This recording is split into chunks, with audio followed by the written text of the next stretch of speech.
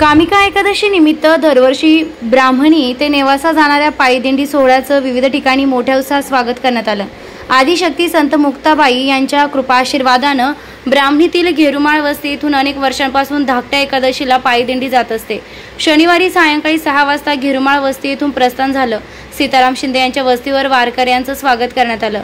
वारकऱ्यांसमवेत वस्तीवरील रहिवाशांनी हरिपाठाचा आनंद घेतला।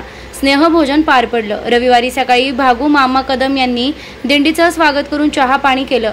दगडू बाबा कदम यांच्या घरी स्वागत करून चिवडा पाकिट वाटले। जामदार वस्तीवर पोह्याचा नाश्ता करत दिंडी सोनईकडे मार्गस्थ झाली। भक्ती गीत गवळणी म्हणत मोठ्या आनंदात वारकरी हरिनामात दंग झाल्याचं पाहायला मिळालं। दरवर्षीप्रमाणे डॉक्टर संतोष गुरसळ यांनी आपल्या हॉस्पिटल समोर दिंडीचं स्वागत करत आमटी भाकरी जेवणाचं उत्कृष्ट नियोजन केलं। हलवाई गल्ली सदैच्छा भेळचं संजय शहा व परिवाराने दिंडीचं स्वागत करत सरबत वाटप केलं।